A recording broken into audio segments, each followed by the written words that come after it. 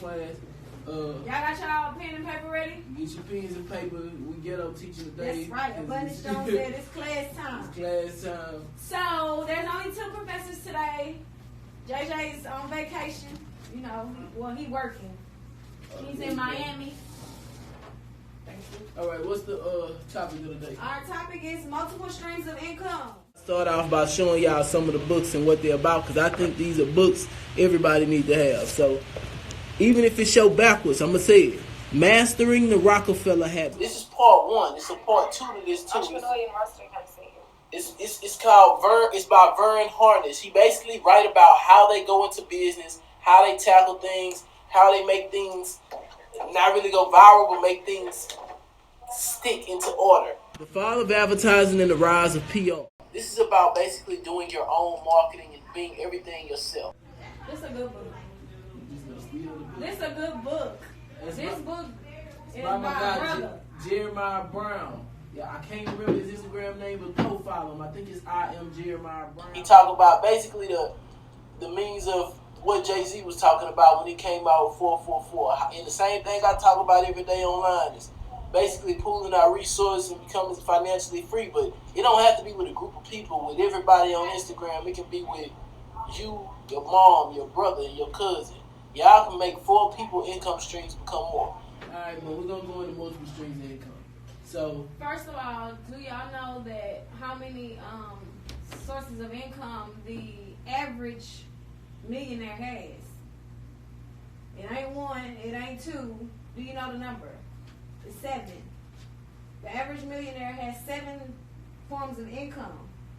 So when we say, not 5 froze, we're going to say, so when they say the average, first off, let me go into 7. Yes, that's right. Let's 15. I like that. Damn. All right, so look, let's go into this. The number 7, that represents the diatonic scale. That's music, that's pitch, that's sound, that's everything that goes into your mind and comes out.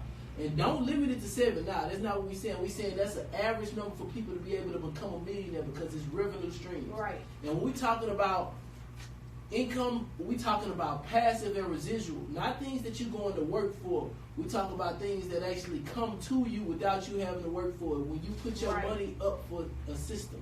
So since the average is 7, we're gonna go for 9. The first point we're gonna do what Robert Kiyosaki game called. We're gonna do the cash flow quadrant. Darby do charts for y'all. We're gonna do the cash flow quadrant. So okay, this is an employee. This is self-employed. This is let's say this is an investor. And what we got over here? No, this is a business owner. This is an investor. And this is a business owner. Are y'all taking notes? Y'all got y'all pen and paper? Or y'all just screenshotting it? But either way, look at it like this. Okay, if this is just, you have a job. If you're an employee, you have 1 revenue stream. You have to go work for it.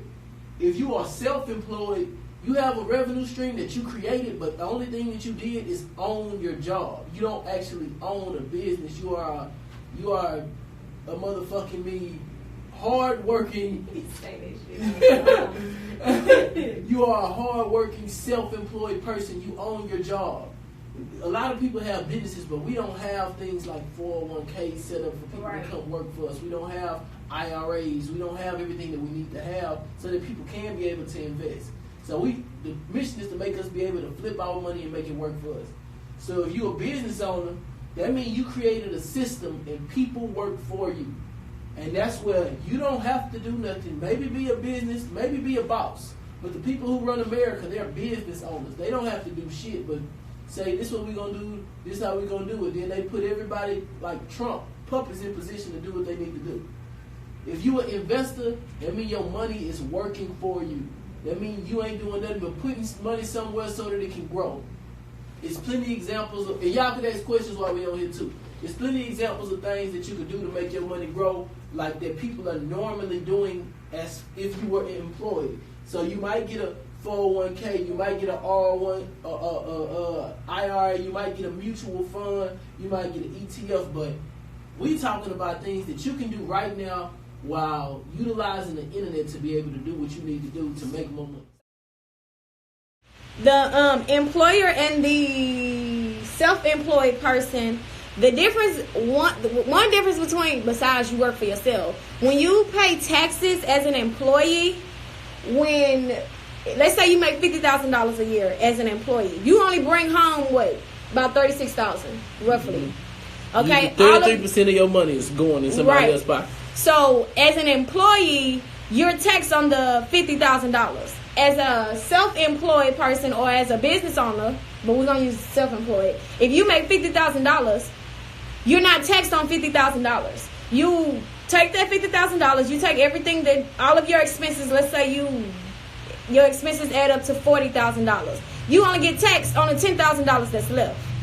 That's the difference between an employee and a self-employed person. If we thinking of multiple streams of income, when we accrue debt, it should be things that bring us money. For example, if we go, it's called good debt. So if I go and take out a loan or put in on an apartment building, eventually that debt's gonna be paid off, and I still have cash flow. That's considered a good debt. I got a list of like some of the top things that people are doing, because there's plenty of businesses you can go into. Like I seen Kim. What's up, Kim? I seen Kim say, "What's a good way to invest our money?" So think about things that you like to do. Some of the highest, you have people, okay, it's a guy named Jeff Ross. Y'all can write this down. His name is Jeff Ross. He makes 6 figures a month blogging. A blog ain't nothing. Jeff Ross. A blog ain't nothing but you writing your ideas and telling people, hey, go check out my ideas. But that can be profitable because it's 2018 and we can do whatever we want to do. So when you put your ideas out, somebody want to see it. I mean, not Ross, Rose. His name is Jeff Rose. Jeff Rose. And he's a blogger. So some of the things that he makes money off of his blog with is banner ads, affiliate relationships, writing content, and he does media deals and brand sponsorship. And I love what you just said, I Am Royalty, when you said I need to start my YouTube, man. Look, YouTube is a form that you can make payment on, but not only can you make payment just from, like, you know, if you get 1,000 subscribers, YouTube pay you, and you can get banner ads, you can sell your product, but you can have 100 people that watch your video. You get 100 people to watch your video. Let's say you make a video a day and it get 100 views. Now, inside of that video, you start selling products that you manufacture, that you make $20, $30 off of. Now, let's say you get 5 people to buy your product, and you making another $100 a day just off of a YouTube video that you made that don't get a bunch of views. Just get the people that need to see it that want what you want. And that's another thing. So when we do free classes, when we do free things, it's in hopes that people will get some enrichment, and when we come out with a product, they'll buy it. Right. So that's why we can give away so much for free, because when you give it out, the shit come back to you. So now course selling is on average a $300 deal. People make $300 each course when somebody come watch it. It's free, or it's maybe $99 a month with one of these websites. I got it wrote down. Let me see if I got it. It's a website called Teachable. Teachable.com? Look up Teachable and it'll come up. I think it's Teachable.com. But if you look up Teachable, you'll see that it allows you to teach courses on whatever you want and charge people to come into your class, just how we doing now.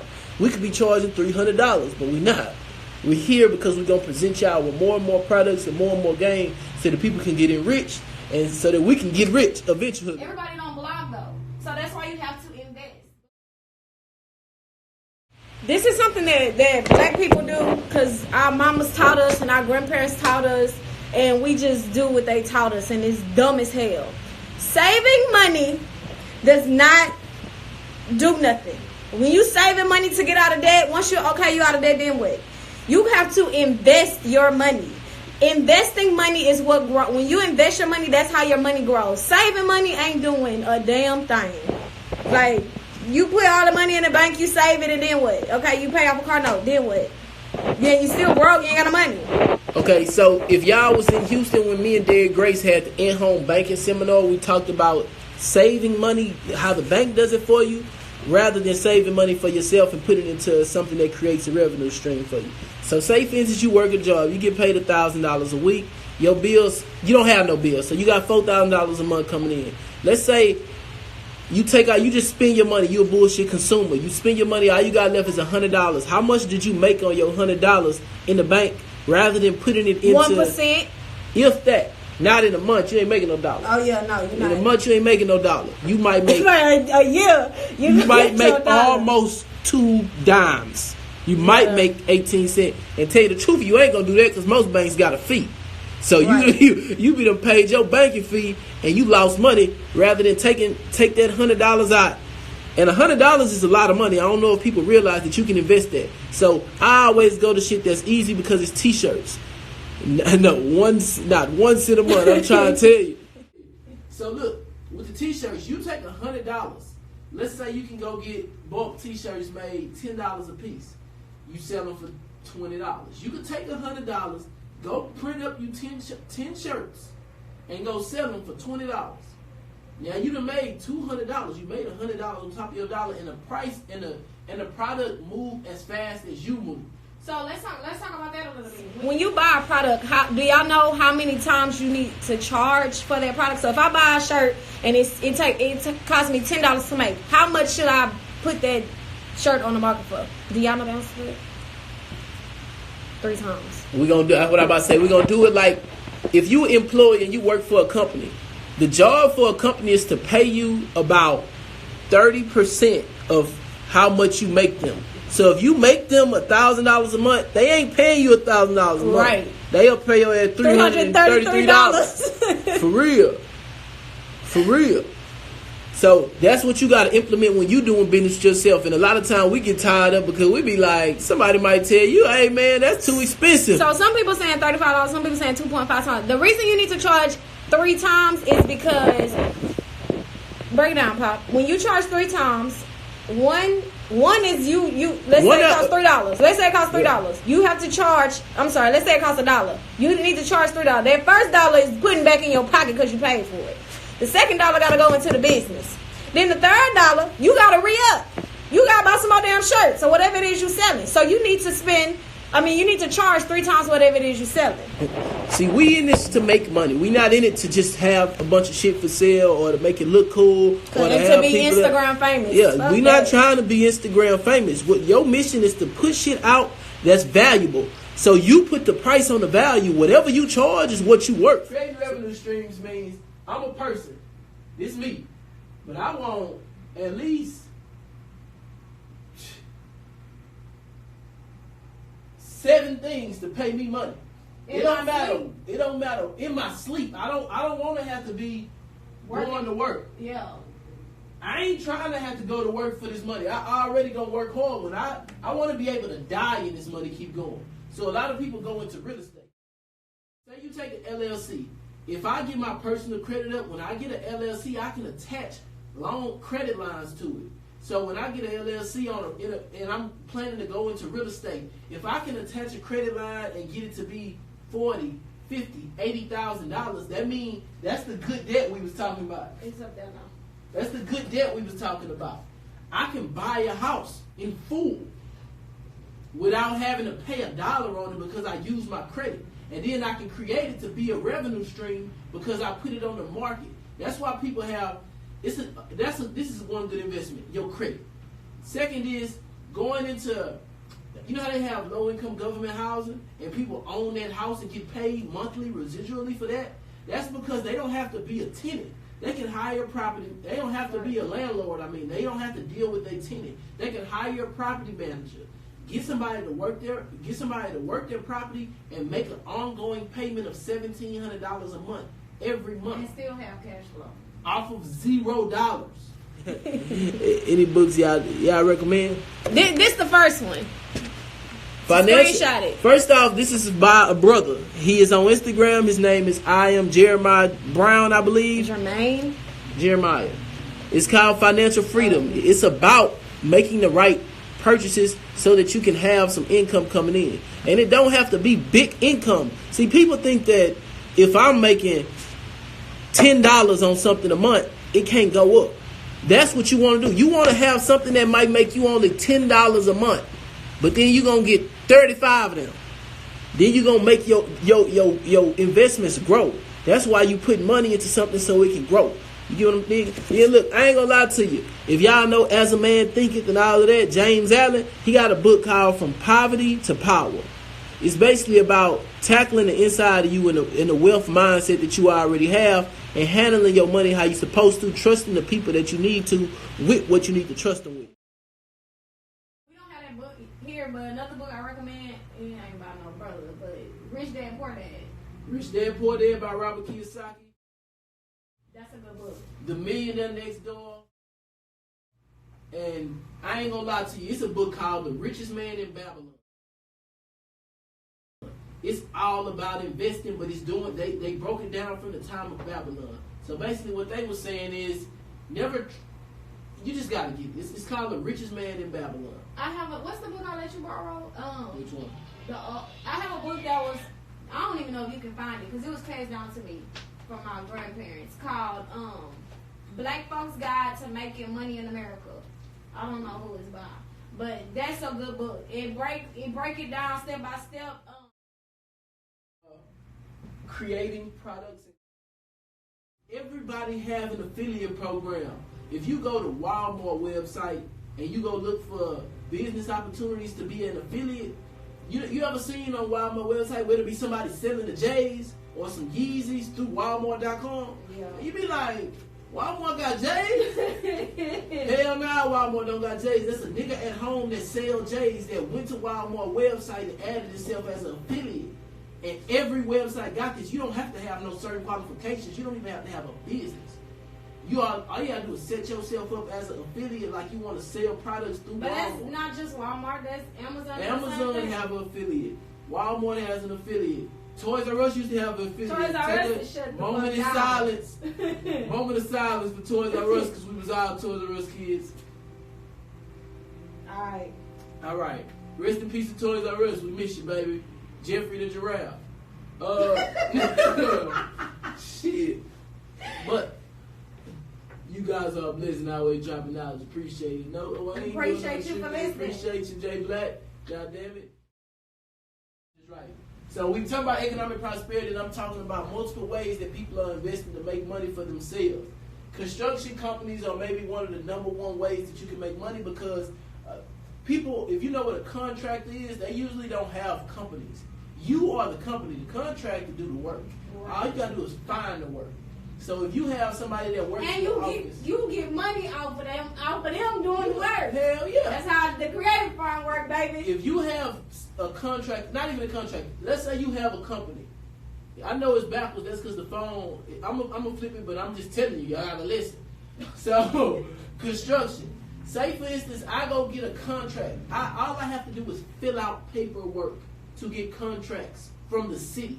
You know what I'm saying? And maybe pay a couple dollars. If you get HUB certified as a construction service, do your little bit of construction, fix you some shit up, you got a real live company. You go, all you gotta get is what they call RPF files. Yes. All you gotta get is RFP files sent to somebody. They gonna put your shit in, do your RFP file, you qualify, you make money, you get a contract. I'm gonna tell y'all, depending on what you sell, what your product is, I'm gonna tell y'all a good company to do RFP with. HISD. You get HISD, you making money. Alright. So, I'm giving y'all a game right now, too. That's a good one to do RFP. Yeah, I'm giving y'all ass some game right now, too, because look. Free! Good free game. Alright, so the construction, you get your RFP file and your RFPs, and you can, all you gotta do is get the contract. Same goes for trucking. If you get a contract on trucking, you don't have to be a driver. You pay your drivers, you pay your workers. That's where everybody fuck up at. People don't want to pay people. If you own a business in this construction, the only thing you should be doing is pulling up in the F-250 with some cowboy boots on, making sure all your workers is working, paying them minimum wage. Real life. I hate to say it like that, but that's true. When it comes to loans, people are thinking about getting loans. People should be thinking about giving loans. You know how many people only need $80? Facts. You know how many people only need $80? And they'll give you something so that... Let me tell y'all something, man. The pawn shop makes so much motherfucking money. You can be your own motherfucking pawn shop. The nigga go in there, he need $80. All he got, look, my mama watch. I don't know how much it's been cost. He cost $1 million. I need 80. I'll get back to you. I'll give it back to you next month. Boom! Now you gotta watch it. If he don't come back, You can still sell that motherfucker. and if he don't come back with it, you got his watch. Or you can sell it. It is for sale. You the pawn shop. People should be thinking about giving out loans. Because even if you give out a loan to somebody and it don't come back, then you just... Somebody said, damn pawn shop.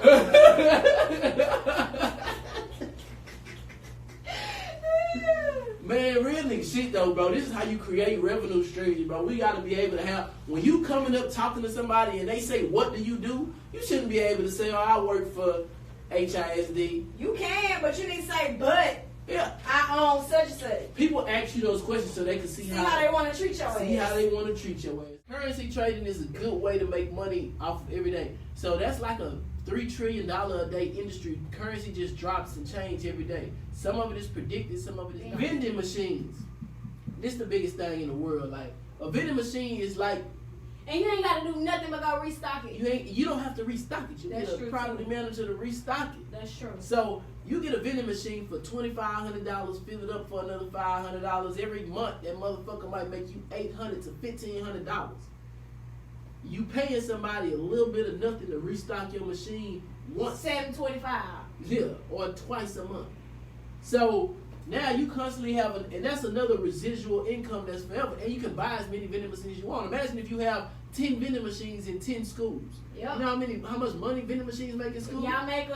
If y'all come up with vending machines, you better do that RFP for them school And you districts. better do a RFP for your school district because they will let you put a vending machine in the Sure school. will. You get what I'm saying? Especially if you're a public benefit company that they know helps students.